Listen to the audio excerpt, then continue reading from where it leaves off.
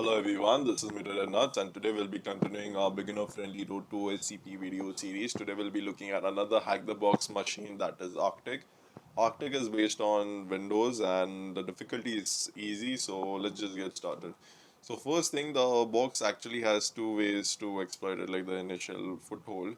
So we'll be looking at both in this video. So let's just get started. So first, I always run an auto recon scan, and what auto recon scan does is basically it will do, if auto recon tool, if you guys don't know what auto recon tool is, it will do an nmap scan first. It will do a full TCP nmap scan as well as a quick TCP nmap and UDP scans as well. So it will check for open ports and services. So if it finds any port open, okay, so it will do additional scans over there. Like if port 445 is open, it's going to do additional scans on port 445. Okay, so I'll be running this auto recon tool as sudo because I'm not running the system as root. I want to run that UDP scan as well.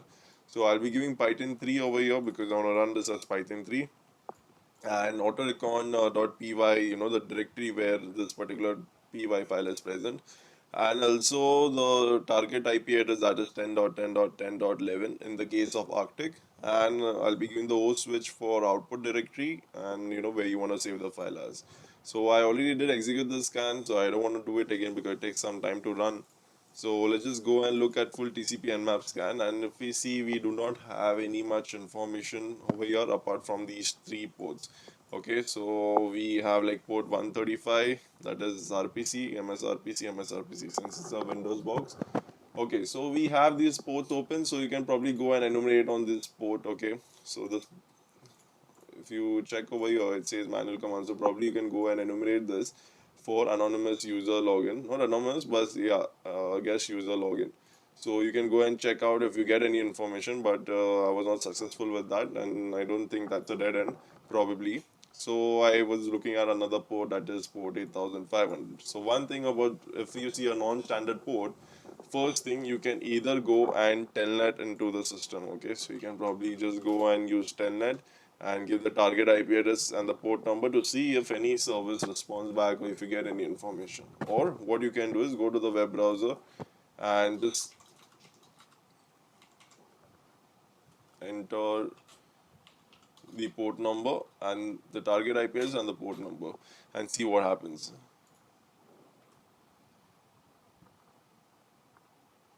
So the web browser will load, but it takes some time. So I don't know, for some reason the web browser over here in this box, sorry, the web server is very slow. So any request, it takes like long time to respond. Okay, so this is the probably directory listing is on over here, and you can see that we have two particular directories, that is CFID, CFDocs. So obviously you can go and go do go buster scan as well, but here we already have the directory listed, so I did not find the need to go and run go buster. So I'll just check out quickly what the CFID is about.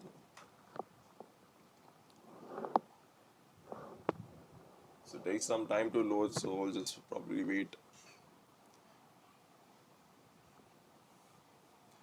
So if we see over here, we have multiple further directories. Okay, it says application, CFM, administrator, admin, API, classes, component, utils, debug, images, and so on. So if you guys can go and probably enumerate multiple directories, and you can check out multiple things over there. So I'll just go first and check out the administrator directory because it'll probably give us a login page because I've already gone and enumerated. So obviously it's a good thing to obviously go and check out each and everything or files over there. So once we go into the administrator page, so obviously it'll take some time to load.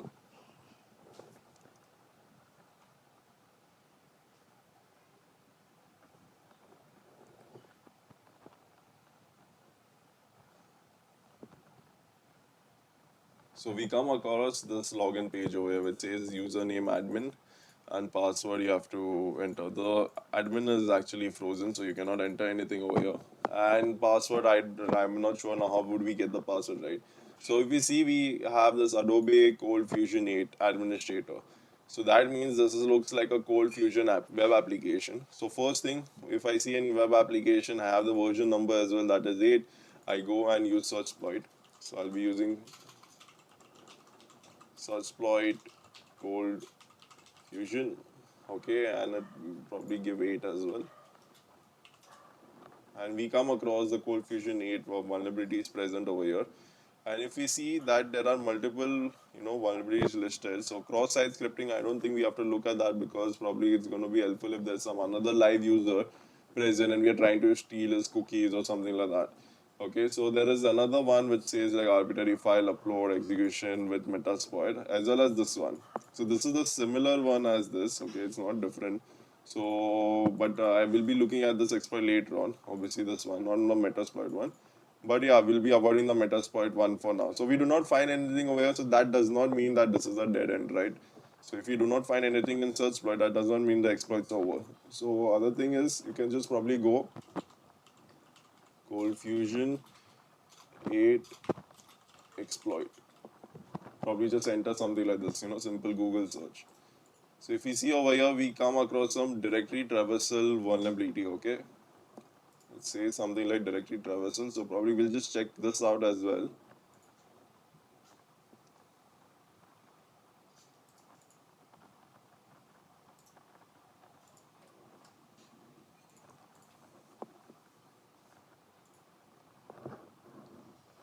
So then later on, I came across this particular web page, and over here it says that testing seems so okay. It seems to be vulnerable at something. You have your admin page, and if you see there are multiple version 6, 7, and 8 had a directory path traversal vulnerability. Okay, so it used to give you the properties of your your password or something like that. So let's just check. So as simple as what we'll do is we have the CFID and administrator, right? So what we'll just take this and paste it over here in a new tab. Obviously, I'm not hitting enter as of now. And we are over here. We have this particular information. Obviously, the server means the target IP address. That is 10.10.10.11 in our case. So we have enter this thing. Okay, sorry, my bad. So it's the same vulnerability which is mentioned over here as well. But yeah, we'll be coming over here, and it says that local and this thing. So since it is Windows, so that there are backslashes over here. Okay.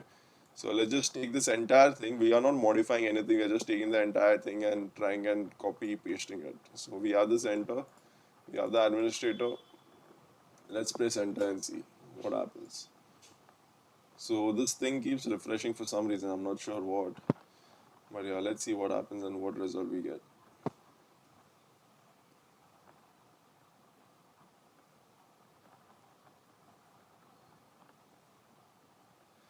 So if we see, we come across something over here, and it says like March 22, sometime EAT, RDS password or something like that. Obviously, the page is still loading because it will come up that that Cold Fusion page would come. I think we'll just keep one page for now.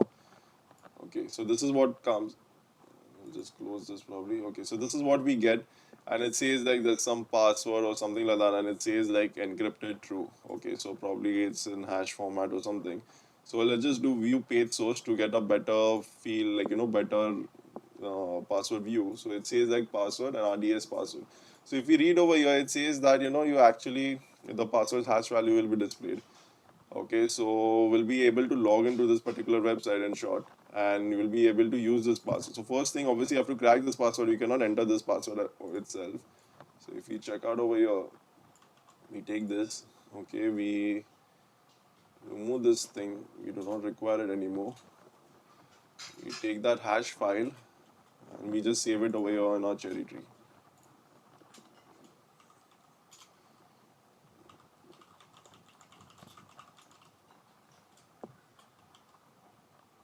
Okay, so we save this hash files. In a minute, probably we'll just go and try and check how do we get the actual password from it. So obviously, I'll paste the hash itself. It's not gonna work. It's common sense because I'm providing the hash, so that's not the password. So that's the hash because it says over there encrypted and all this thing, right?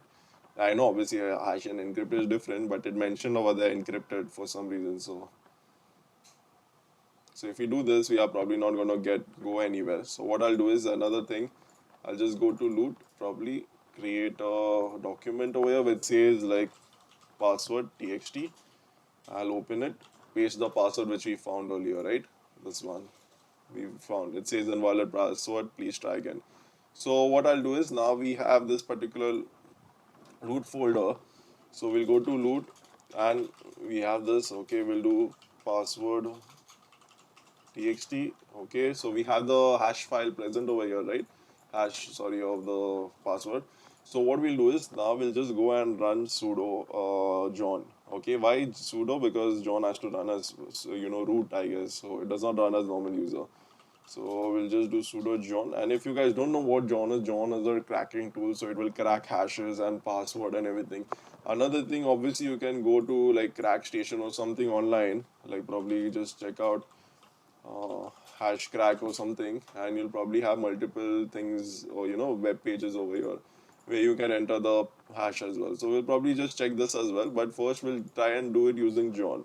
Okay, so we'll be giving sudo and we'll be giving John, so that and then later on we have to enter the password file which we want to crack. Okay, so if we enter password txt, okay, and later on after that we have to give the word list. Okay, so we do not know that the location of the word list, so you can use Rockio. Rockio has like many entries of passwords present. So it will pre-compile with John first, and then John will try and check if whichever is which belongs to which. Obviously, hash cannot be decrypted. So hash is a one-way function. Only thing is that you can have a pre-compiled hash. Okay. So we'll just probably go and check where this Rockio file is. It's probably present in your Windows, sorry, in your Kali system. So we pasted the directory. So now what we'll do, we'll have sudo John password. We'll mention the file where our hash is present first, and then we'll be giving the word list switch. Okay, we'll be putting equal to, and we'll be giving the directory where this particular rockU text is present. So what John will do is, so now this is a hash, right? So probably it belongs, the password of this, like the actual value is probably like password, just consider simple password. Okay, so what John will do is, John will have a big list. We are feeding the list over here, rockU. So it will probably, there'll be multiple entries over there, like password, password 1, password 2, password easy, something like that. So it will take those files and it will try and create hashes of them. So once it create hashes of them, so it will try and see which hashes match this. So after that, it's going to give us the result. Okay. So first, obviously, it will detect which format it is and all. It does all these things. So in short, it's going to crack your hash with pre-compiled passwords. Okay. So only thing, this thing is going to get cracked if this particular password is actually present in the rockutxt. Just FYI, because obviously all the hashes wouldn't get what do you say, cracked. Okay. So let's just run this.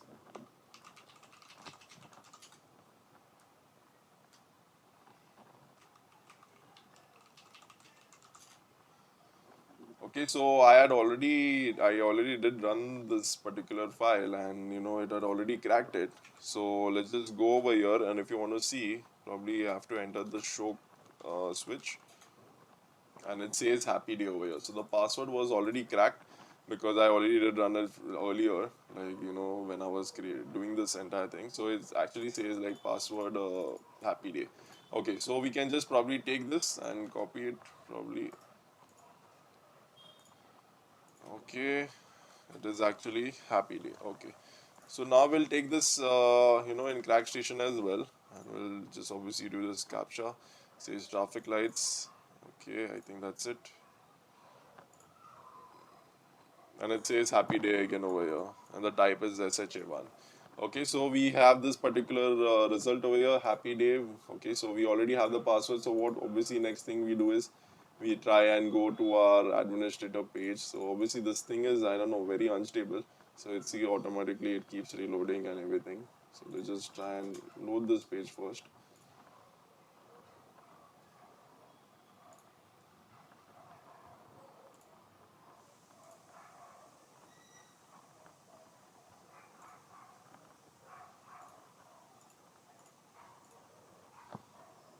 So we have the password, that is happy day. So okay, I think I pasted the hash. Just type happy day and press login.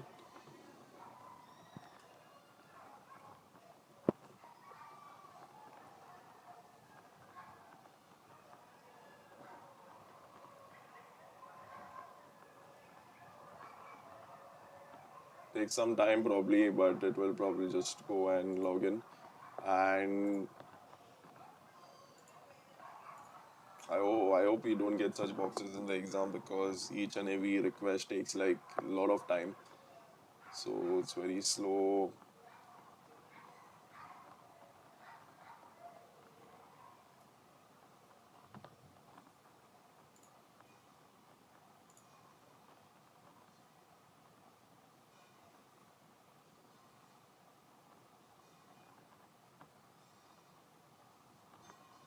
So we are finally over here as Cold Fusion administrator. That means the password obviously worked. And we come across this particular web application from Adobe, and there are multiple things over here. So if you get stuck, obviously there are multiple web pages or sections over here. So what we can do is we can just go over here and follow that exploit. And it says that how can okay it says like how can you log in with a hashed password. So you can do that as well. You can probably log in with the hash password, but using that JavaScript over there, or you can decrypt it. Oh, sorry, crack it, not decrypt it. So after that, it says like if you read on top, it says like what's the point of getting administrator access if you cannot do anything, if you cannot put a shell or something like that.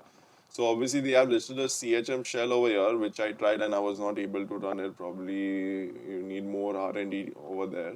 So what it says is if we go scroll down below, it's a huge CHM script. Okay, so if you go down, it says in short, it says that there is one summary section. Okay, settings summary tab, and if you go over there, we'll get multiple information. So let's just go over the settings and summary. So this will take another 10, 15, 20 seconds to load. Okay, so let's just quickly just see what it says. It says that find the mapping section in setting summary, and it will show you the full part disclosure of the CFID location. So probably it's mentioning the CFID location. Okay, so we are in setting summary, and we have multiple information over here. It says like operating system Vista. So this is probably incorrect. We'll see it later. So it says but Windows. Okay, there's a build version, and there is like Java Home, Cold Fusion, Runtime, GRE. So probably you can enter a Java reverse shell over here because it's running JVM. So if you can see, it's running JVM over Java machine and everything. Okay, and it says like user home. It says like C user Tolus. So we have a username as well over here, Tolus. And we have multiple Java runtime libraries and everything, class path and everything. Okay, so we have to come to the mapping section, right? So probably just do mappings, and we come over here cold fusion mappings. It says the CFID path. Okay, so this is the part which we are looking for. We'll just take and copy paste it because it says it is important for our further exploit. So we'll just take this and CFID path, enter in a cherry tree. Okay, for some reason I don't know why did that come. Copy.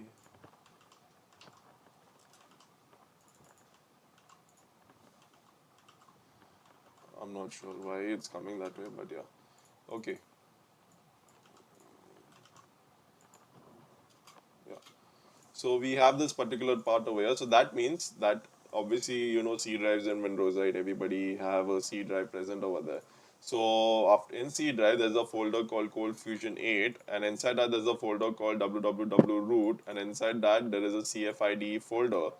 Okay, so this and inside that there is an administrator folder, and inside that administrator folder there's an index CFM file. So obviously you have to get familiar with the directories. That means the root directory of this web application starts over here. Okay, that means probably in www root. Okay, so we are over here in the web application now. So we have this particular thing saved, yeah, and I guess that's it. And now what we have to do is we have to go to the debugging and logging tab and go to schedule tasks. So if we go over here, debugging and logging, go to schedule task over here. So it'll probably take another good time to load. So it says in short, you have to, have a raw shell source. So that means probably you can have the CHM file, but it did not work for me. Or probably we saw Java, right? So we can create a Java reverse shell or something like that. Okay, so we'll go to cd exploit. Okay, so we'll be creating an MSF Venom payload. So if we do P, and I think we'll do list. So it will list out all the payloads present, I guess. So we have to do list and then payload probably. LN payload, okay. Yeah, so you have to do L and payloads, I guess.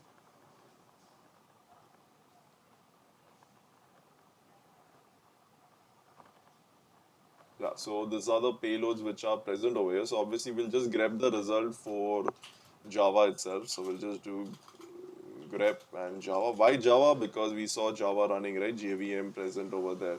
So probably, okay, this page has been loaded, but we'll just create our shell over here first.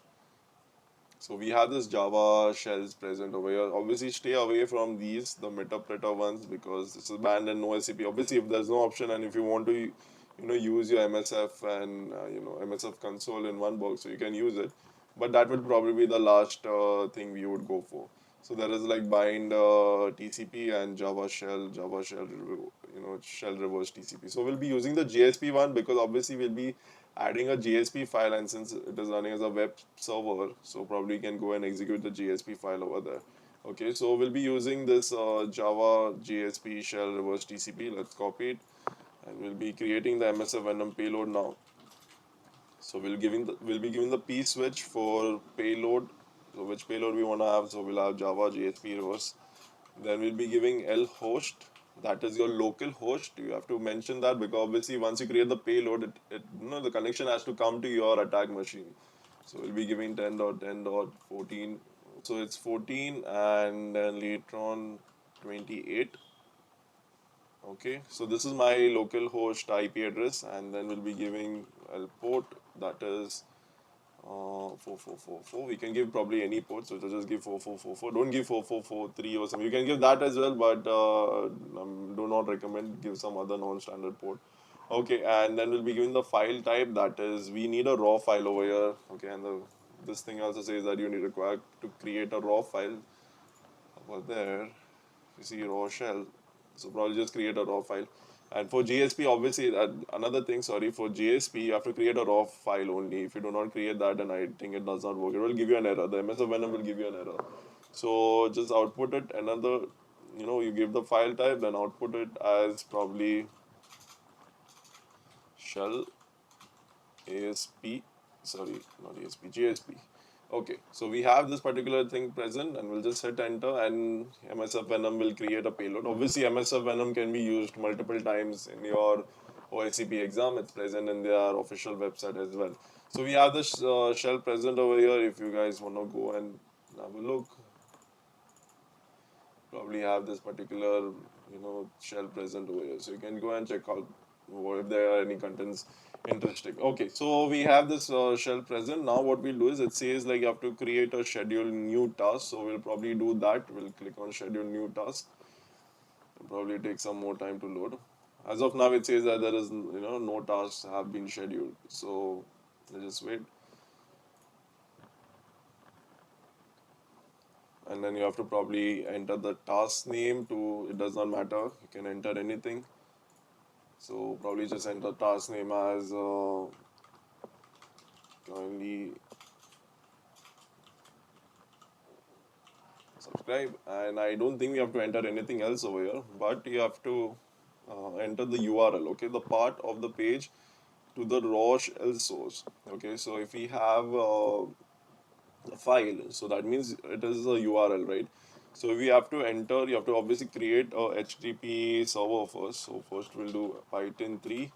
We'll be using Python 3 for that. We'll be using the switch for module, and we need the HTTP server module. We'll be giving the port as 8000. You can give any port, and we'll be giving that, and we'll be hosting a file. So before that, I just want to chmod it. I'll just probably do 777 and shell JSP because I don't want some error or something like that. But probably I don't think that would matter a lot. But yeah, just to be safe. So we did that, and later on, chmod is give read write permissions to all the users and group and others as well. So we have to enter the URL. So HTTP. So we enter the target IP address, that is uh, 10.10.14.28, and then we'll be giving 8000, and we'll be giving shell and JSP. So this is the file name which is present, right? And this is the my IP address, that attack machine's IP address, because I'm running this, hosting this HTTP server over here. So it is hosted on my particular local machine. So that is 10.10.14.28. That is obviously HackTheBox VPN IP address. And then I'm giving the port as well 8000, and we are in the exploit directory, right? So wherever you host this particular, without giving any directory further, so it's gonna be, hosting in your current working directory itself. So in the exploit directory, I have this GSP file present. So we want to upload this particular file over here. So that's why I gave the attack machine's IP address. Then I gave the port number of attack machine, and then I gave the shell GSP file which is present over here. Okay, so that's how we give the URL. We do not have to give the username, password, and everything. Then later on, it says like, you have to go, okay, then you have to check the option to save output to a file. Okay, we'll do that. And then later on, in the end, you have to enter that file part. Okay, so it says that for the one you found from mapping. Okay, so the one which we found earlier, this is the CFID part. We need that. Copy it. So in short, it says like, once I'll schedule a task, so you send me the file which I need to have. So we'll be giving the URL for that, and which output, where do you want to have this file saved. So we'll be using CFID, and we'll be giving shell.jsp. So we would be saving it in the CFID folder, that is this folder. So once we go over there, okay, so for now, I think that file will not be present, that shell JSP file. So after that, probably it will come, if we run this particular task, it will come. So first thing, we have started our Python server. So another thing is just to make sure we do not miss anything if the file actually executes. So we'll just try and run our netcat as well. So we'll be using netcat listener, we'll be giving port 4444, and we'll be hosting by a HTTP server over here, and we'll be listening over here. Okay, so we come across this particular folder, and we see that there is no shell JSP file present, right? So obviously it mentioned over here, okay, now you go ahead and try and press OK, and then the web page reloads, and click the green check tick to run the task. So probably just click submit. So once we do submit, let's see what happens. It says waiting, obviously it will take time. It's one sweet time. We do not have anything on HTTP server. We do not have anything on a listener. So obviously first this thing will be called, and this listener will come. So just wait for some time.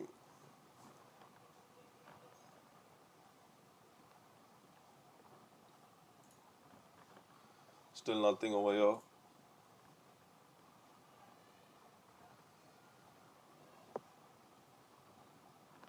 Okay, so finally we come across something, and it had said something like the green light, right? Green tick or something like that, and mentioned over here in this POC. First, let me go and check. Okay, we do not have anything over here as well. So as of now, the file is still present over here. Okay, it has not been called or something. So we'll obviously have to do the green tick. So it mentions, right, the green tick has to be, clicked or something. So let's just go and do run schedule task.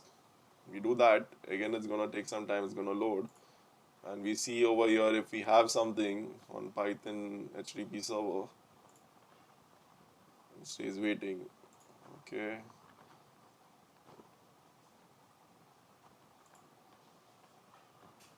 Okay, so it says the task was completed successfully. Let's see. Okay, so we have the GET request coming over here. So we have a HTTP 200 request, that is okay, and it was actually calling for the shell JSP file, and it came from the IP address, that is the target machine's IP address, that is 10.10.10.11. So that means the task is now successful, right? So now what it says over here, it will be like, if everything is done correctly, your shell will be uploaded. Now access to the shell is the CFID location and whatever shell name you gave. So let's just try and reload this again and see if our shell comes over, because we had given this particular path, right? The CFID part, this part in that file to save, right? So let's just see what we get over here, if we get something. Obviously, we do not have anything on our netcat as well, because it did not execute by itself. We have to manually go and click on it to execute it. So we come over here and we see that shell JSP has been created. And if you see the date as well, it says this particular 2020 date. So the year 2020. Okay. So obviously, I think this is Russian or something. I'm not sure what it is. But yeah, so let's just ignore that. And we have the shell JSP over here. Let's just go and click on it. And we'll wait over here on a netcat. Let's know if we get anything. Probably take some time to load. Take some time to load.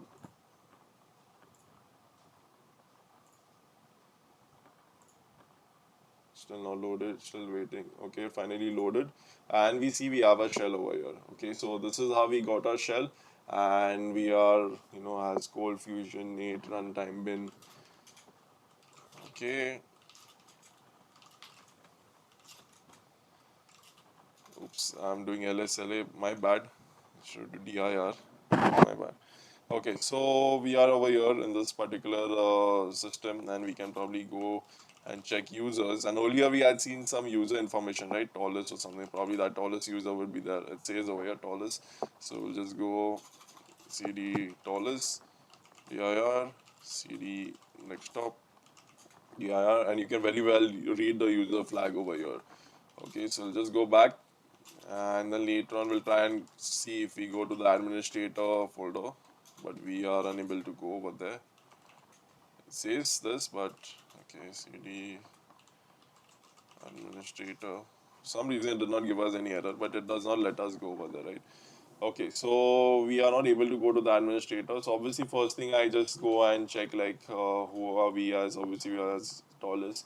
Another thing is we check for any groups over here. So we'll probably use groups and we'll see for which all groups we are present as.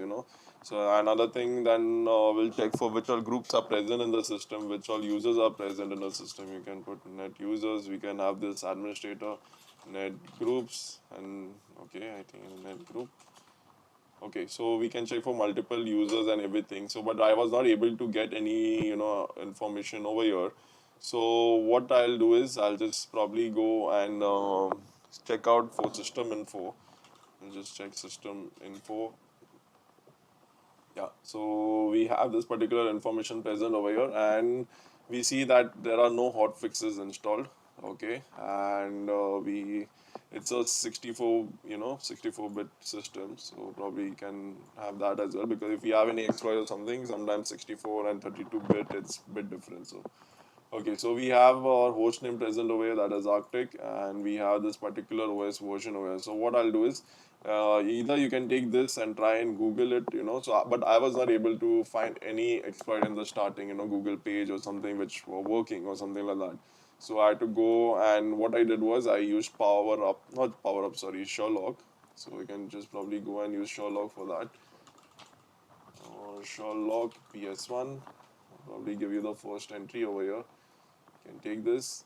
So what Sherlock would do is and Sherlock we probably need this find all vulnerabilities. Okay, so in short, actually this box depends on kernel exploit, unfortunately. So I think this is the only way to do it.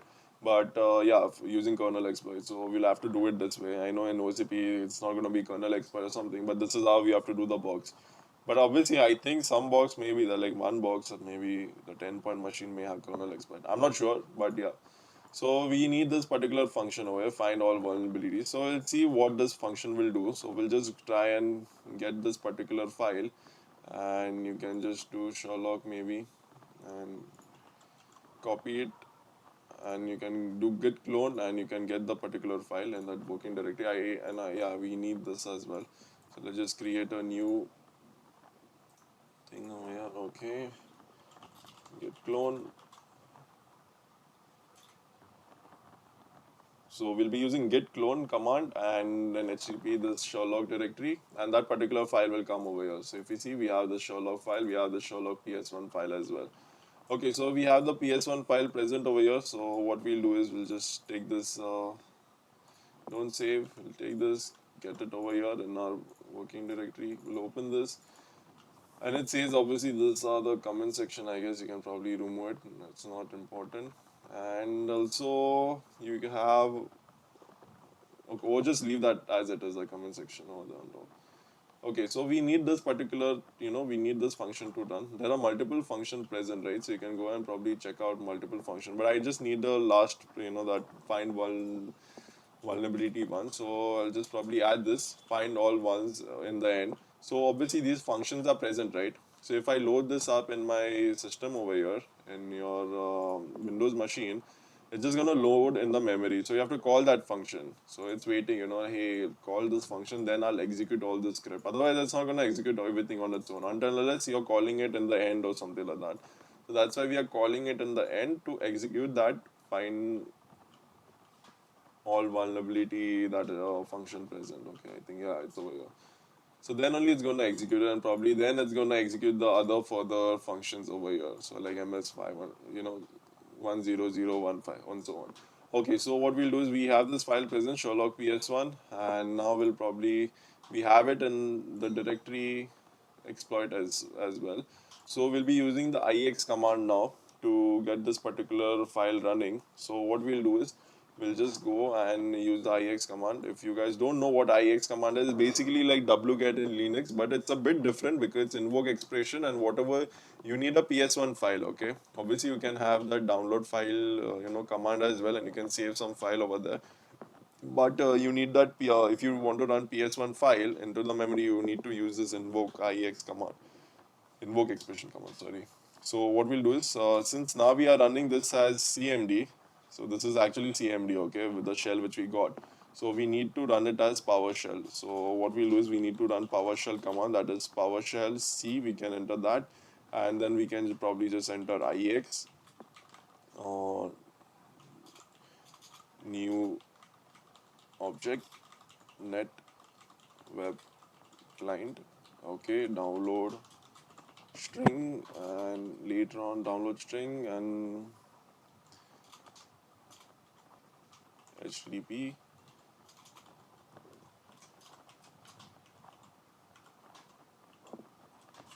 8000, and now we'll be giving the file name, that is the Sherlock file over here. So we'll be giving that, copying it,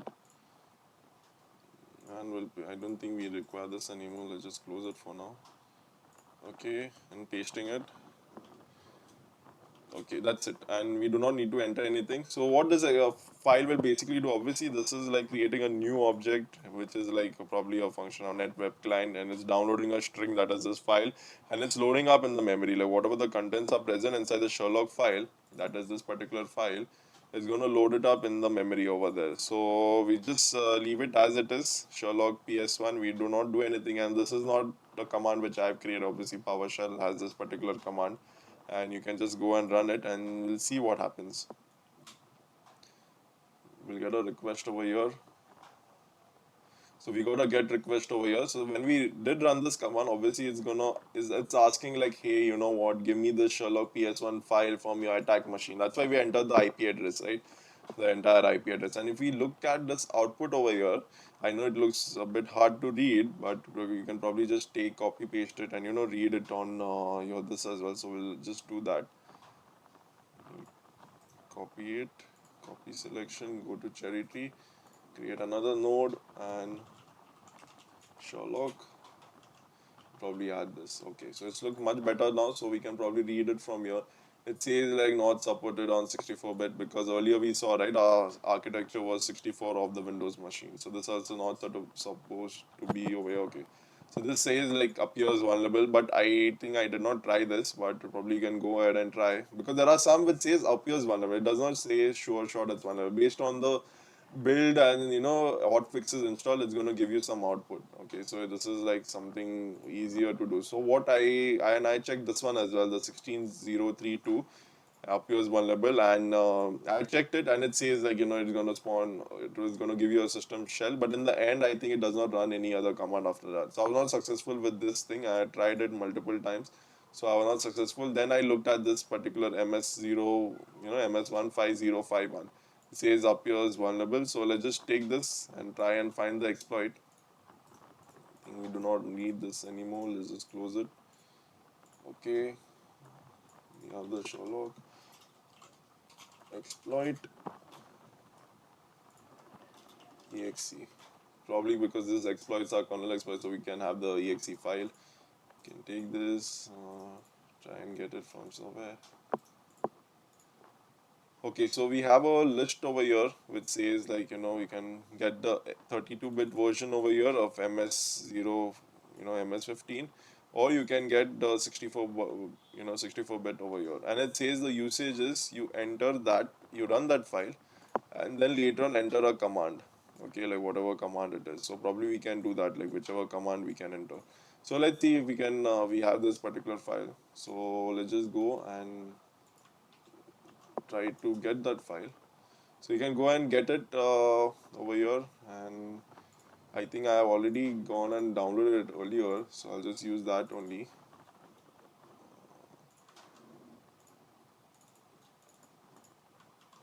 So it's the same file present, so I downloaded earlier, so I'll be using that. Otherwise, you'll have to download and all this. So it will say that it's a virus or something like that. Just allow download and download it. So now one thing, you have the file present over here, right? You have the file present. You need to get it. I think the script has ended. You just have to press enter, because somehow this thing was not coming up.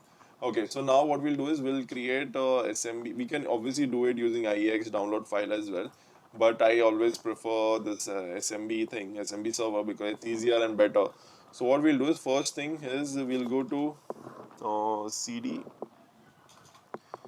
We can go to CD tallest probably dir. Okay, and we'll go to desktop. We'll be creating a directory that is temp. Obviously in HackTheBox you don't have to create it on the desktop, but it's considering OSCP we can obviously create it on the desktop over here to make things easier. So let's just go to, like, the reason why I said in HackTheBox you should not create, because it spoils people's path over there. So if you create some file over there, they can look into your file and they can fall into the wrong rabbit hole, or they'll get some hints over there. So that's okay. So we'll just go over here and we'll copy the file over here, right? So first thing is I'll run sudo impacket smb server. So smb server is obviously similar to HTTP server, but not the same obviously. In short, we are transferring some file from our attack machine to our target machine. Okay, so file transferring is very important, obviously, in this OSCP part. So obviously, you guys should be knowing all this thing. Okay, so sudo impacket smb server, and this is the, you have to run it as sudo, and we have to use the tool impacket smb server. Then we can probably give the directory which we need to have. Okay. Okay, before that I'll just create a smb directory. We'll go to smb first. Okay, yeah, then we'll create sudo packet smb server, and then later on after that we'll just, okay, for some reason that script schedule task got executed again, I guess. Okay, it was scheduled task for probably some time, I'm not sure. Okay, so sudo packet smb server, and we'll be entering a shared drive name, that is, I'll just enter drive for now, and we need the directory which you want to share as. So we'll probably go to smb, we want to share this directory, so we'll just paste that, press enter, enter the password. Okay, it started already. So it's that simple as that. That's why I like SMB server, because you can just take and copy paste things over there. So it's very simple. You have the SMB server present, you pasted the file, like I just pasted the file over here. Just take this, rename. This is what I do, like just quick, so that I get the entire name. Okay, so we are in the temp directory. We'll be using copy command. We'll be giving these two backward slashes because you're using the network drive. So SMB server is nothing but a network drive. So this is our Windows machine, the target machine. This is our attack machine, which is hosting that particular SMB folder into the network. So we are trying to copy something. So we'll be using the IP address, target attack machine's IP address. We'll be giving the drive name, that is drive, because we had entered drive over here, right? So we have to give that name over here, and then later on we have to give the file name. So the file name which we just copy pasted, okay, this one. So we give that, and then later on, if you want to save it in a different location, you obviously have to give the path over here, like users, public, or something, wherever. But I want to save it in this particular location as well. Only sorry, I want to save it over here only. So let's just go and hit enter, and it will come. The request will come, like how we got request over here in HTTP. So it will send you the request over here. It says unknown level path and something. Okay, so we have this particular thing present, all this desktop TMP. So we'll just go and check if our file is present over here. Okay, file is present. And another thing is, when we checked out that exploit, it mentioned that you have to use it as run this file and then give the command. So let's just run it and probably give who am I. So I'll be using this exe file and be giving who am I, and it runs and it gives you this output as NT authority system. So that means we got this privilege escalation done over here, obviously because this kernel exploit. So another thing what I would do is just go over here, or probably in a SMB folder only, create a proper shell. So obviously we do not need to just that who am I part, right? We need to create a proper shell. We can do when MSF Venom will be giving the P switch, will be giving Windows and x64 and shell reverse TCP x64 because the 64-bit architecture, right? So we'll be giving that, and then we'll be giving L host, that is local host, your attack machine's IP address where the target machine has to connect, right? So we'll be giving that, and 28 L port, and we'll be giving port 5555 because 4444 we had already used earlier. So we'll be giving F, and I just want to create a exe file and be giving the O switch, or I can either give this arrow as well. I'll be giving O switch and I'll be entering reverse exe. Probably take some time to generate. Let's just wait for that.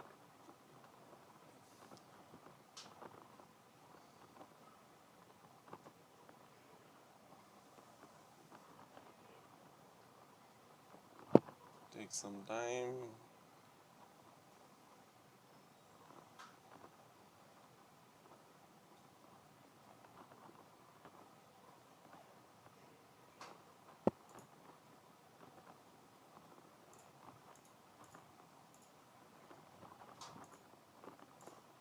Okay, I don't know, it took a lot of time over here, but yeah, we have the file present and we have this reverse shell present over here. Another thing, I'll just chmod it.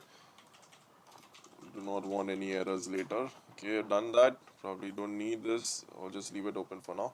So we copied the file earlier, right? Let's just use that command itself. Same command because it's same drive, everything. Only thing is the file name has changed now, that is reverse exe. So we copy that, and it says we obviously got the request over here, and it says one file copied. We check directory, we have both the files present over here, right? Another thing obviously I'll do is split this horizontally and start up a netcat listener on 5555. Started our netcat listener. Now what we'll do is we'll be using ms051.exe. Then obviously you have to give the command, right? So the command I want to give is just reverse exe, so that it will execute this particular file. And let's see if we get something on our netcat listener. And we got something on our netcat listener, and if we see who am I, we are in the system as system. Okay, so if I do who am I groups, we are as administrator, obviously. Okay, so this is how kernel exploit. I know it is bit this, but yeah, this box had to be done using kernel exploit. Administrator, yeah, okay, cd next stop. You can go over here and very well read the root text as well. Okay, another thing is that this box even can be done. There's a chimichurri something exploit. Okay, chimichurri. Okay, that was something different. Okay, chimichurri. Yeah. So this is the chimichurri file 09012. Probably you can have this file as well. It's a exe file, and you can do privilege escalation using that as well. Just but I'm not going to be showing it on the video. You guys can go and try it. Okay, so we are over here. I don't need this shell anymore, so I'll just exit. Okay, close this. I'll just exit this as well, and this as well. Collapse. Okay, collapse.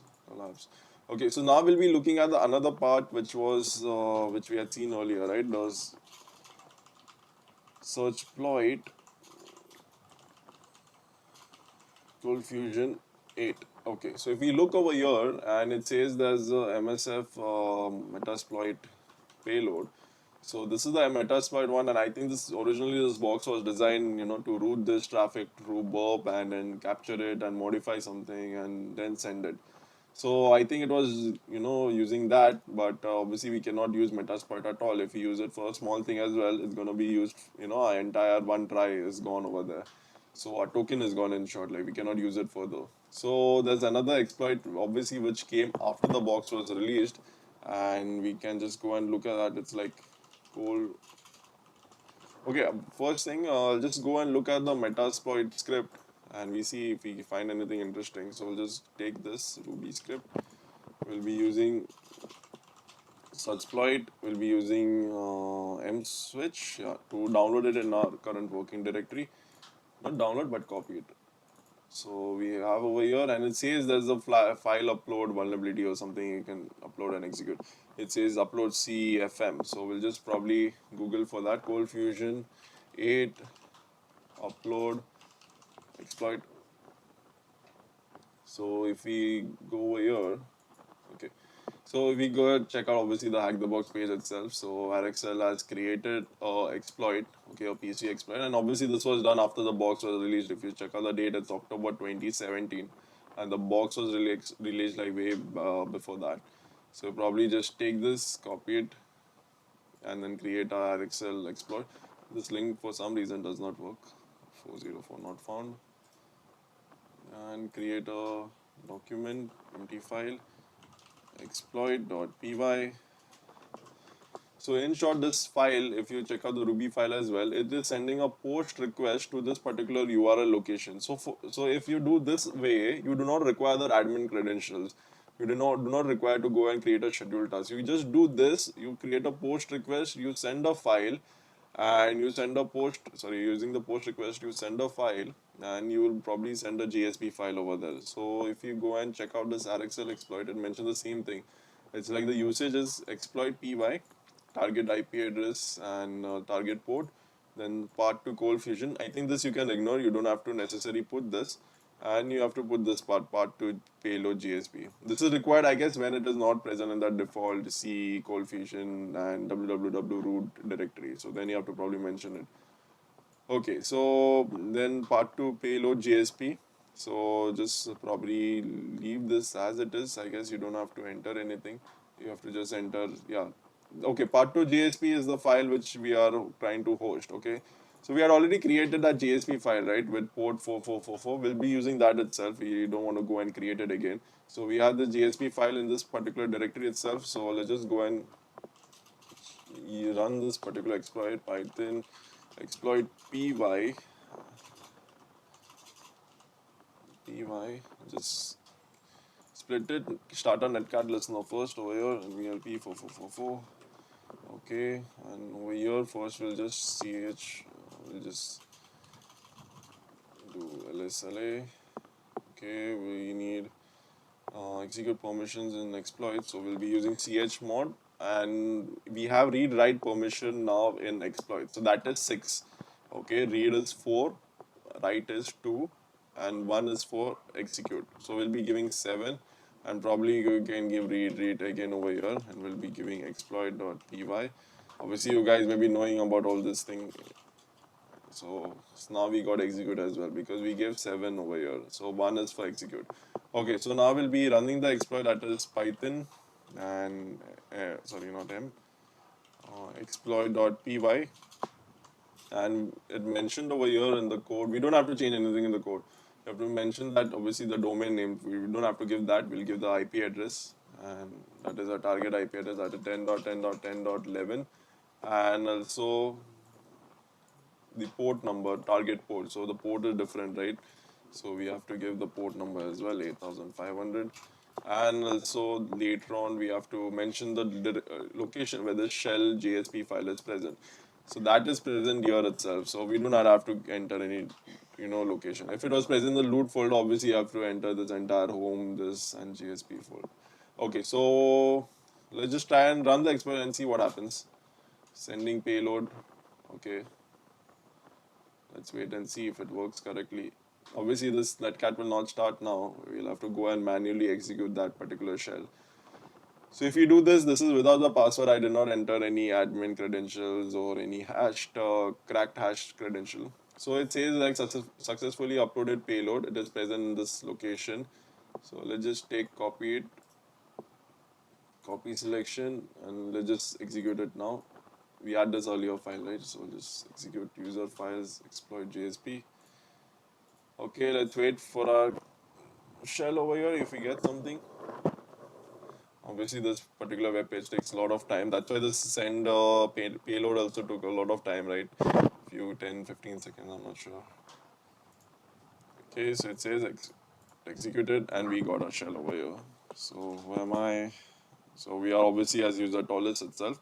But this is one another way you can do it, and obviously the exploit was created after the box was released, and we only had the MSF and MSF console, that script present, the Ruby script, and to check this out without using it, it was difficult to do it. So yeah, that's how it is done, and yeah, that this was the box, and it was quite easy, I guess, not very difficult or anything. Obviously, only thing I didn't like is the kernel exploit, but since this box was very old, so not sure. Okay, so thanks a lot, guys, and if you guys like this video, give a thumbs up and do subscribe for more upcoming videos. And if you guys have any queries and all, you all can enter, like ask in the comments as well. And also, if you guys have any suggestions, like what I should be doing different, or if I missed out something, during this exploit path and everything, you guys can share tips and tricks as well. Okay, so thanks a lot.